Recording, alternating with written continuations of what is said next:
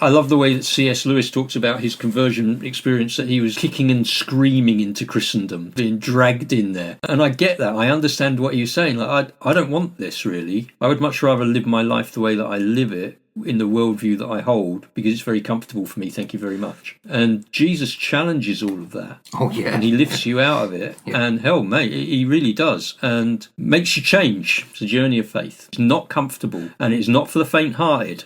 No, you've got to think about this. Well, what's our biggest muscle? It's the brain. You can't lift up beyond your muscle capacity, but you can build it up.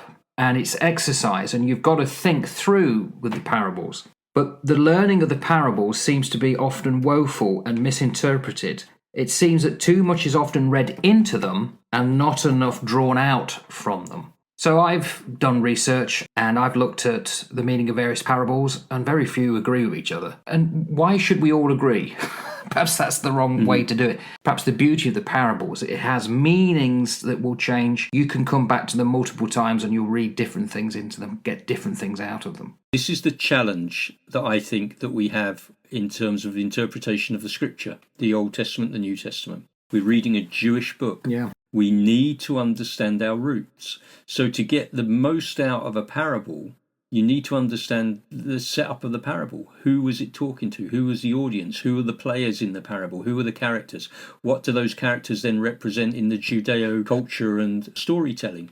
And we've touched on those as we've spoken earlier, the king being God, the vineyard being Israel, the betrothed being Israel, the firstborn being Israel, all of those things, which then builds a richness into the audience that are listening to it. The art of a teacher in the 21st century, a teacher of scripture, is to go back and to immerse themselves as much as feasibly possible. And I appreciate we can't get this exactly right, but as much as feasibly possible in the understanding of the ancient Near East context, so that we can then go, so that's what Jesus was saying. Now, how do I interpret that in the 21st century in light of 2,000 years and a totally different culture and a totally different way of thinking? How do I make those principles applicable to us today? Yes, I can still enjoy the colour of the story. Yes, I can look at it on that level. And again, that is the beauty of Scripture. You can read it on so many levels. But to get the beautiful pearls that hide in the deepest of water, I think you've got to dive down into the past, and you've got to dive down into the depths of the culture. And if you do that, it is incredibly rewarding because it adds colour to the page. Then when we get on to the very first parable that we look at, with the parable of the cloth and the wineskins, if we can understand that in its Jewish setting, we will get so much more out of this parable. Yes.